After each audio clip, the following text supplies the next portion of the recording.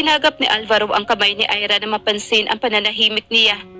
Alam ni Ira na kanina pa siya matamang pinagmamasdan ng asawa. Magkaharap silang nakaupo sa pandalawahang lamesa sa restaurant sa loob ng hotel na iyon. Kanina ka pa tahimik. Pansin ito sa kanya. May masakit pa ba sa'yo? Do you feel sore? Mabilis na umiling naman si Ira. Tanghali na ako nagising kanina. Masakit lang ang ulo ko. Pagdadahilan naman niya rito. Kalahati totoo, kalahati hindi. Ang totoo, hindi lang ang ulo niya ang nananakit. Pakiramdam niya ay mabibiyak din ang dibdib niya sa hindi niya mailabas na sama ng loob. Kanina pa siya nagpipigil na maiyak. Halos kalahating oras pa siyang naghintay sa presidential suite nila bago bumalik si Alvaro mula sa kwarto ni Grace. At bakit ba nasa hotel pa ang babaeng yon hanggang sa mga oras na ito? Ano ba ito ni Alvaro? Maliban sa sinabi nitong ex-girlfriend nito ang babae at kaibigan. Kipwaman? Kanina pa gustong kumprontahin ni Ira ang asawa, pero nagpigil siya. Hindi niya kayang tanggapin ang magiging rason nito kung sakali man. Magkaibigan lang sila. Nabanggit sa kanya ni Alvaro na sa hotel din na iyon tutuloy pansamantala ang babae at ilang kaanak ng asawa niya. Pero wala itong sinabi na kailangan itong samahan at ihatid hanggang sa loob ng silid nito ang impaktitang yon. Iniwan siya ni Alvaro sa silid nila para makipagtagpo lang sa ex-girlfriend nito at ang sakit-sakit makita na nagtataksil sa mismong mga mata niya ang asawa. Naging malambing sa kanya si Alvaro at panay ang halik sa kanya simula nang bumalik sila sa kwarto nila. Matapos nitong mag-shower, niyaya na siyang mag-lunch nito. Pinili niya sa restaurant na lang sila sa ibaba kumain. Hindi niya yata kakayanang manatili sa kwarto nila kasama si Alvaro. Baka mapabulala siya ng iyak sa sama ng loob dito. Tatawagan ko lang si Papa na mamayang gabi na lang ay iahati dito sa hotel si Noah. Bukas na lang tayo bumiyahe patungo sa Panglao. Wala siyang isinagot doon. Hindi na rin siya kinukulit ni Alvaro. Naisip nito na baka nga masama ang pakiramdam niya dahil sa pagod. From the wedding ceremony to reception to their wild and passionate lovemakings, maingat siyang inalalayan ni Alvaro na tumayo at iginiya siya palabas ng restaurant. Hindi siya umiimik habang sakay sila ng elevator. Bagaman aware siya sa malakas at mainit na braso ng asawa na nakapulupod sa kanyang baywang. Naupo si Ira sa stool na makapasok sila sa kwarto. Pinagmasdan niya ang asawang nag-aayos ng bedsheet. Hindi nito ipinalinis sa romboy ang silid nila. Lumingon si Alvaro sa kanya. Ngumiti ito sa kanya. Pagkatapos ay itinuloy nito ang ginagawa nito. Noon nagring naman ang telepono nito. Dinampot niya iyon at sinagot. Si Grace ang nasa kabilang linya. Hi, magkasama ba kayo ni Alvaro? Bating tanong nito sa kabilang linya. Pinigil naman ni Ira ang sariling singhalan ang babae. Malamang magkasama sila. Kakakasal lang nila, hindi ba? At kung hindi ito umeeksena dapat, ay maligaya sila sa mga sandaling iyon. At wala dapat na kinikimkim siyang sama ng loob sa asawa niya. Anong kailangan mo? Tanong niya rito.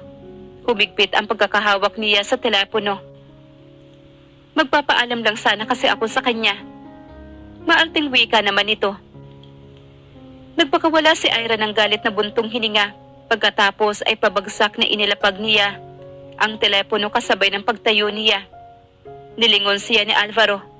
Nangunot ang noo nito. Nahinto ito sa pag-aayos ng kama. Sinulyapan ang nakahang na telepono. Pagkatapos ay muling napatitig sa kanya. Tumatawag ang babae mo. Galit na asik niya rito. Pulang-pula ang mukha niya. Nagsalubong higit ang noo naman ni Alvaro. What are you talking about? Hindi siya nakasagot pero gusto niyang sugurin ang asawa at sampalin ito. Ang sakit-sakit na nga, nagmama ang maangan pa ito. Lalong nagngingit-ngit si Ira nang lumapit sa bedside table si Alvaro at damputin ang auditibo. Napaka-insensitive ng hudyong ito. Halos maiyak na siya sa selos at sama ng loob. Dinampot niya ang unan at inihagis sa asawang naguguluhang napatitig sa kanya. I hate you, Alvaro. Hindi ako dapat nagpagamit sa'yo. Hindi ako dapat pumayag na magpakasal sa'yo. Saglit na hindi nakahuma ang lalaki. Hindi makapaniwalag na patitig sa kanya bago gumuhit ang sakit sa itim nitong mga mata.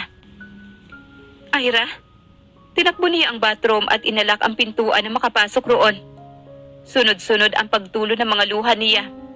Nakita niya ang sakit sa mga mata ng asawa nang sabihin niyang hindi siya dapat nagpakasal dito. Pakiramdam ni Ira, pinipiga din ang puso niya. Mahal na niya ang kanyang asawa at hindi niya alam kung paano sasabihin dito. Pero heto ito, nang bababae sa mismong mga mata niya.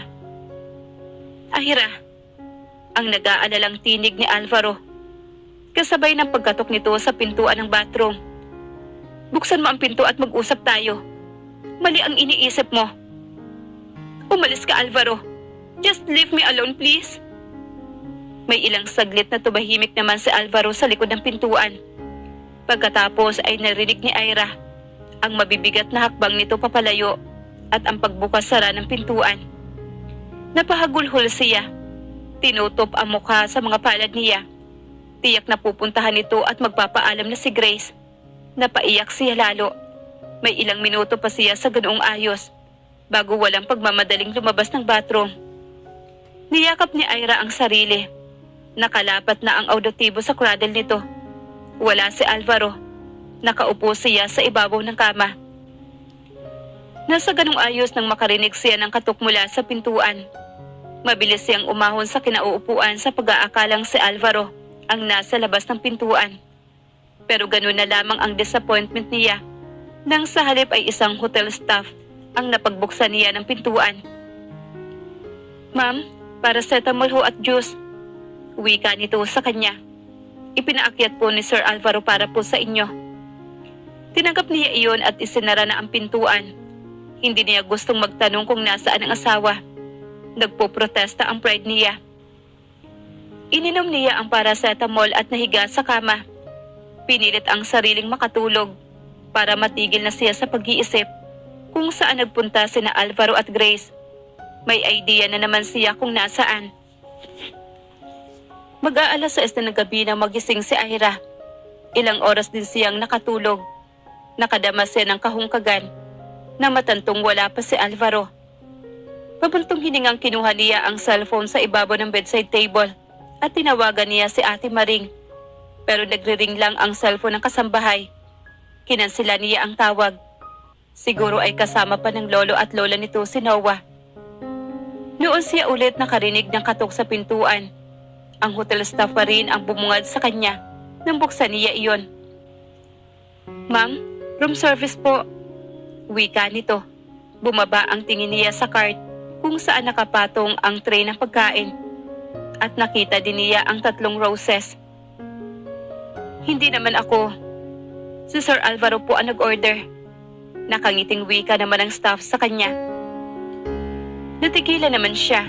Iniabot nito sa kanya ang 3 rosas. Pagkatapos ay ipinasok na nito ang pagkain sa loob at ipinatong sa ibabaw ng center table. May kailangan pa po kayo, ma'am?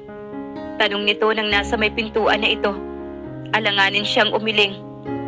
Matalikod na ang lalaki nang muli niyang tawagin ito. Nasaan si Alvaro? Nag-aalangan naman ang lalaki. Nagkamot ng ulo. Ma'am, nasa bakanting kwarto po sa 3rd floor. Anong ginagawa niya doon? Stupid Ira. Siya ang asawa.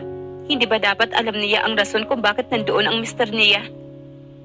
Nagpaakyat nga po ng alak sa akin, ma'am. Doon po ako nanggaling bago ako umakyat dito. Sinong kasama niya? Mag-isa lang po, ma'am. Natigilan naman si Ira. Pinigil niya mag-usisa pa kung natuloy ba sa pag-check out si Grace. Hindi rin naman siya sigurado kung kilala nito ang babae. Salamat. Isinara ni Ira ang pintuan. Hindi siya mapakali. Bakit umiinom si Alvaro na mag-isa at anong ginagawa nito sa 3rd floor? Napasulyap siya sa pagkain na nasa side table at sa 3 roses na hawak niya. Kinukurot ang puso niya. Kahit hindi sila okay, naalala siyang padalhan ng pagkain ni Alvaro. Dinala niya sa ilong ang bulaklak. Sinamyo iyon pagkatapos ay dinala sa dibdib. Biglang-bigla ay gustong sisihin ang sarili. Bakit hindi niya pinakinggan ang eksplanasyon ng asawa? Bakit hindi niya ito kinakausap? Imbes na itulak ito papalayo sa kanya. Ipinilig ni Ira ang kanyang ulo. May paliwanag ba yung nakita niya kanina? Pero siya ang pinakasalan ni Alvaro. Giit naman ang isipan niya. Ito ang ama ng anak niya. Hindi ba't may karapatan ang asawa niya na ipagtanggol o explain ang sarili nito? Kagaya ng sinabi ni Alvaro noon, si Noah ang dahilan kung bakit siya nito pinakasalan. Dahil siya ang ina ng anak nito. Bakit ngayon masyado siyang nag-a-assume? Bakit nasasaktan siya at umaarte ng ganoon? Imalinaw naman ang lahat sa kanila umpisa pa lamang. Masama bang umasa na may damdamin din sa kanya ang lalaking mahal niya? Nagpahid siya ng mga luha sa mga mata. Tutal gusto niya rin naman na umasa. Bakit hindi niya na lang subukang kumbinsihin ang asawa na mahalin siya? Pagkatapos ng ilang minutong pakikipagtalo sa kanyang isipan, lumapit siya sa telepono at i-denial ang numero sa front desk. Mabilis naman na nagbigay sa kanya ng room number kung nasaan ang asawa niya. Lumabas siya sa kwarto nila, bit-bit ang 3 rosas. Pagkatapos ay tinungo ang elevator. Humugot siya ng malalim na buntong hininga. Bago kumatok sa pintuan ng room 306, kinakabahan siya, lalo na nang marinig ang papalapit na yabag mula sa pintuan. Ira? Hindi makapaniwalang anas naman ni Alvaro nang mapagbuksan siya nito ng pintuan. Bahagyang nagtiim ang mga bagang nito nang mapansin ang pamumugto ng mga mata niya. Pwede ba akong pumasok? Alanganing tanong naman niya rito. Nilakihan ni Alvaro ang pagkakabukas ng pintuan para papasukin siya nito. Huminto si Ira sa gitna ng silid. Nakatutok ang mga mata niya sa center table kung saan nakapatong ang bawas ng alak. Masakit pa ba ang ulo mo? Ininom mo ba ang paracetamol na pinaakyat ko kay Elmer kanina? Wika naman ito sa kanya. Pumihit naman si Ira paharap sa asawa. Kahit ba kaunti wala kang nararamdaman? Napapikit siya para lang magdilat agad. It might not be the right question to ask him. Nakita ko kayo kanina sa 6th floor. Sa halip ay wika niya rito. Nagbabanta na naman ang mga luha sa mga mata niya. Tumuwid naman ang tayo si Alvaro, pero hindi ito nagsalita sa kanya. Bakit sa unang araw pa ng kasal natin, Alvaro? Hindi gustong manumbat ni Ira, pero kusang lumalabas iyon sa tono ng boses niya. Mataman siyang pinakatitigan ng asawa. Kung totoong manloloko ang isang lalaki, wala siyang pipiliing oras o araw para magloko, Ira. Nakagat niya ang pang-ibabang labi sa bitterness sa tinig naman ni Alvaro. Pasimple siyang lumunok. Kasal na tayo, Alvaro. Sa basag na tinig ay umpisa naman ni Ira.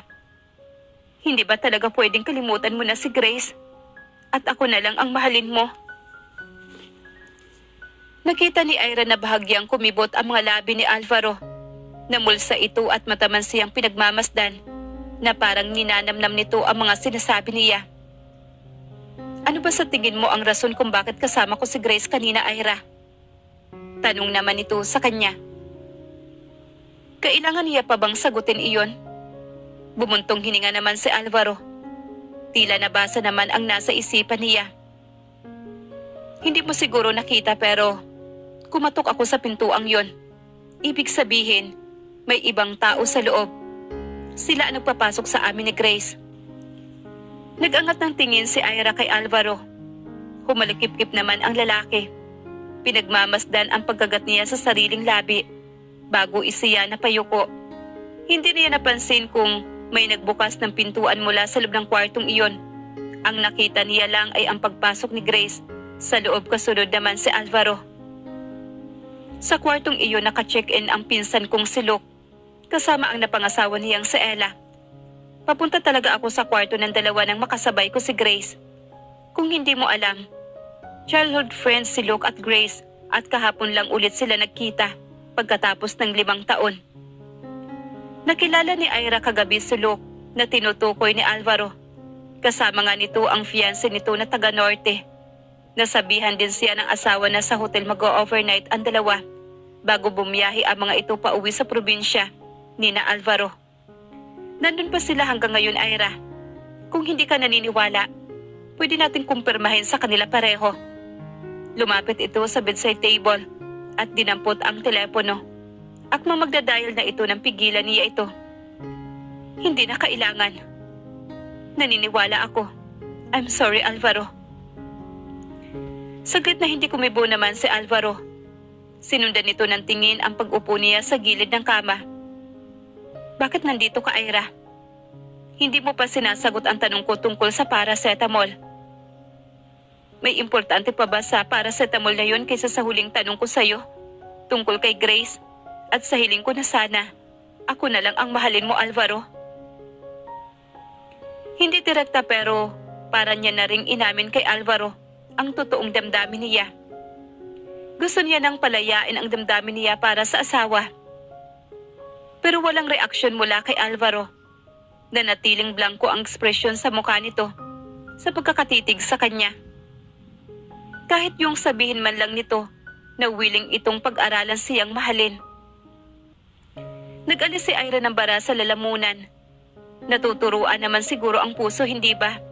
Baka pwede niyang kumbinsihin si Alvaro na sumugal naman sa kanya. Simula nang makuha mo ang virginity ko, hindi ka na nawala sa isip ko. Sa nakaraang 3 taon, parang multong hindi ako matahimik. Nakakatawa kasi, sa lahat ng multo, ikaw lang ang nilolook forward kong makita ng paulit-ulit. Kumipot naman ang mga labi ni Alvaro at kung hindi lang agad nagbaba ng tingin si Ira, makikita niya ang bahagyang pagngiti nito. Mahal na kita, Alvaro. Patuloy na wika naman ni Ira. Pinilit niyang ituon ang mga mata sa asawa. Hindi naman imposibleng magkagusto ka din sa akin, hindi ba? Gusto kong umasang may pag-asa tayong dalawa. Yung hindi lang dahil kay Noah, kaya tayo magsasama. Kahit kailan, hindi ko kinailangan ng babae sa buhay ko, Ira. Sa wakas ay sabi ni Alvaro. Formal na ang mukha nito. Lumunok naman si Ira. Hindi niya nagawang iiwas ang tingin para itago sa lalaki ang pagdaan ng sakit sa mga mata niya. Sa ilang linggong nakasama niya si Alvaro, hindi lang iisang beses nitong ipinadama na importante siya rito.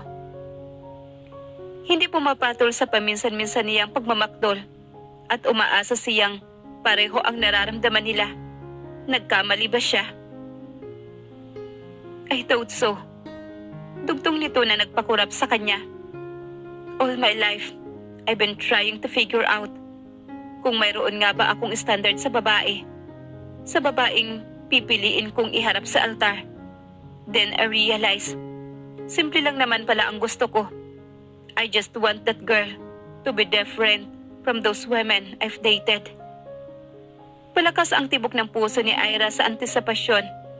Naalala ang sinabi ni Cecil sa ilang ulit na pagsubok ni Grace na makipagbalikan kay Alvaro at sa paulit-ulit na pagtanggi ng lalaki dito. Kung si Grace nga ang mahal ni Alvaro, bakit siya ang pinakasalan ng asawa at hindi ito? Dahil kay Noah, sagot ng isang bahagi ng isip ni Ira. Iyon ang isang bagay na mayroon siya na wala si Grace. Pakakasalan ba siya ni Alvaro kung wala ito ni katiting na damdamin para sa kanya? Kung tutuusin, pwede itong magbigay ng suporta sa anak nila nang hindi nangangako ng habang buhay sa kanya. Mas convenient para kay Alvaro na akuin ang responsibilidad sa bata lalo na at hindi niya naman ito inuobligang panagutan siya. I did try searching for that girl, Ira, but I failed to find her. Dagdag ni Alvaro. Then I met you. Ngumiti ito sa parting iyon. Nag-umpisang kumabog naman ang dibdib ni Ira. Nang titigan siya ni Alvaro, na parang inaalala nito ang una nilang encounter. Pabilis naman ang pabilis ang tibok ng puso ni Ira. Pero kibar siyang sumabog man ang ribcage niya dahil sa lakas at bilis ng tibok ng puso niya. Ang importante, mukhang nagtatapat ng pag-ibig sa kanya si Alvaro. I found it disappointing and amusing at the same time. Nangyayain mo ako ng one-night stand. Hindi mo lang alam kung gaano ako kinabahan sa mga oras na iyon. Natawa ito ng bahagya sa kanya. Sinasabi ng isipan ko na I should take advantage of you. Pero iba naman ang sinasabi ng puso ko. Isang bagay lang ang sigurado ako. Hindi lang yun init ng katawan. Hindi lang init ng katawan ang gusto ko, Ira. I made love with you that night. Hindi aware si Ira na panay ang tulo ng mga luha niya. Gusto niyang abutin si Alvaro, pero hindi niya nagawang kumilos mula sa pagkakaupo niya. Nanatili siyang nakatingin sa mga mata nito, willing to wait na makinig sa iba pang ipagtatapat nito sa kanya. Gusto kitang hanapin noon. Nakahanda akong ipaisa-isa sa receptionist ko ang mga pangalan ng guest na naka-check-in sa 5th floor. Ipa-scan sa CCTV footage sa security namin. Kahit nagmukha akong prinsipeng naghahanap sa runaway na prinsesa. But then I remember, she only wanted experience. Hindi nga pala ako ang gusto niya. Lumunok naman si Ira. Kailangan kong sabihin iyon para pumayag kang i-virginize ka. Amused na wika naman ito. Mahal kita, Ira. Hindi lang kahapon o kanina nang muli tayo magkita.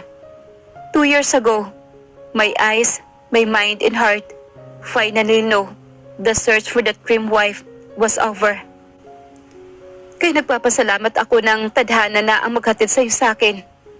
Niyaya kitang magpakasal at idinahilan si Noah. Pero siya naman talaga ang dahilan, hindi ba? Iniisip mo ba na talagang pakakasalan kita para lang sa anak natin? Mahina siyang tumango dito. Siguro, o kaya naman, you lasted with me. Oh Jesus, Ira, I'm attracted to you. Pero hindi lang dahil doon. Mahal kita. Hindi ko pupurasahin ang sarili kong pakasalan ng isang babaeng hindi ko mahal. Kahit 1 dosena pa ang anak ko sa kanya. Bumaha naman ang emosyon sa dibdib ni Ira nang humakbang si Alvaro papalapit sa kanya. Nakangiti hindi lang ang mga labi nito, kundi maging ang mga mata nito. Ngayon ikaw naman, Ira. Sabihin mo sa akin ang totoo. Totoo bang nagsisi ka na nagpakasal ka sa akin? Tanong nito. Yumuko si Alvaro para palisin ang mga luha sa pisngi niya gamit ang palad nito. Hindi ko sinasadyang sabihin yon. Galit ako at nagsiselos. Naiinis ako sa Grace na yon. Hindi mo ba nakikita? Bagay sa iyo ang babaeng yon. Maganda, matalino, makinis, maalindog. Samantalang ako, natigilan naman siya. Nakaguhit ang mga insekuridad sa mga mata niya. Bumigat na 3 kilo. Napangiti naman si Alvaro. Tumuwid ito sa pagkakatayo at buong pagmamahal siyang pinagmasdan nito. Tila na-hypnotismo naman siya nang hawakan siya ni Alvaro sa mga kamay niya at igiya siya patayo. Pinasadahan siya nito ng tingin bago iniyakap ang mga braso sa baywang niya. Totoo ang sinabi mo na napakaganda nga ng katawan ni Grace. Pero hindi dahil sa katawang magandang iyon ay iiwanan na kita. Kung ano man ang rason, Ira. Seryoso pero nakangiting wika nito. Pinili kita, minahal kita, at hinangaan kita. Lahat ng kung anong meron ka. Nakagat ni Ira ang pang-ibabang labi niya. Nilulunod siya sa kaligayahan. Iniangat ni Alvaro ang mukha niya.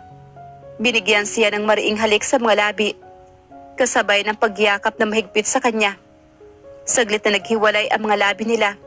Pero nanatili ang mga braso ni Alvaro sa baywang niya. Nakangiti ito. Nagniningning ang mga mata nito sa pagkakatitig sa kanya. Parang gusto kitang singilin ng rematch. Halos ikamatay ko kanina nang sabihin mong nagsisisi ka na nagpakasal ka sa akin. Napangiwi naman si Ira. I'm sorry, Alvaro. Hindi na mauulit. Yung tungkol kay Baste, sasabihin ko naman talaga sa'yo yun. Gusto kong basagin ang pagmumukha ng lalaking yon at sumbatan ka sa pag-aakalang ikaw ang nag-imbita sa lalaking yon sa kasal natin. But I believe you, Ira. Lahat ng sasabihin mo sa akin, truth or lie. Nakibit balikat si Alvaro. I would still buy that. Wag lang tayong mag-away. Hindi ako nagsisinungaling tungkol sa iyo, Alvaro. And then, guilt crossed her face. Ako ito nagselos ng walang ebidensya. Sinira ko ang buong araw natin pareho. Kalimutan na natin yon. Tugon naman ni Alvaro. Nagulat pa si Ira nang walang anuman siya nitong buhatin. Inilapag siya sa ibabaw ng kama. At pagkatapos ay pumaibabaw sa kanya. Nakatukod ang mga kamay nito sa magkabilang gilid niya. Let's forget about Grace and Basti, sweetheart. Let's make love. I've been dying to do that nang mapagbuksan kita ng pintuan kanina. I missed you. Ilang oras lang tayong hindi nagkita. Hindi mo ako masisisi. Isa pa, gusto kong malaman kung saang parte ng katawan mo nakalagay ang sinasabi mong 3 kilong nadagdag sa timbang mo. Natawa naman si Ira. Kusa niyang iniyakap ang mga kamay sa batok ni Alvaro. Hindi ako mapakali kanina sa kwarto. Nag-iisip ako ng paraan para makausap ka at kumbinsihin kang mahalin ako. Ngumisi naman si Alvaro. Kagaya ng halimbawa, ang maging mabuting may bahay, ang sasayawan ka at kakantahan ka. Pwede ko bang marinig yung kanta bilang umpisa? Seryoso? Yes, gusto ko marinig. I don't have a good singing voice. Warning naman niya dito.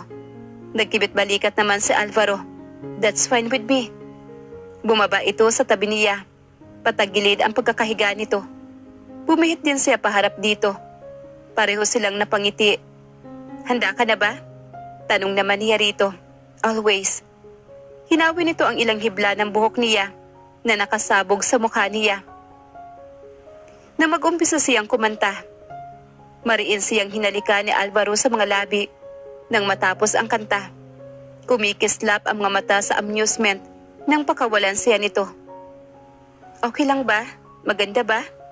Puno ng insekuridad na tanong niya rito. Tumikim naman si Alvaro. Maganda. Sagot naman ito. Pero huwag mo nang ulitin ha. Malungkot ang mukha ni Ira. Natatawa namang niyakap siya ng asawa. Sa isang iglap ay nagawa nitong pumaibabaw uli sa kanya. At hinalikan siya ng mariin bago buong pagmamahal siyang tinitigan nito. Hindi maganda ang boses mo, Ira. Pero tila musika pa rin ito sa aking pandinig. Pinagsalikop nito ang mga kamay nila. I love you, Alvaro. And I love you too, sweetheart. Wika naman ito sa kanya at malamlam siya nitong tinitigan. I love you, Ira. At wala nang iba. Tanging ikaw lang. More than enough? Tugon naman niya rito. Ipinikit ni Ira ang mga mata at iniyakap ang mga braso sa katawan ng asawa nang maramdaman niya ang labi nito sa mga labi niya. I love you, Alvaro. Wika naman niya sa pagitan ng pagtugon niya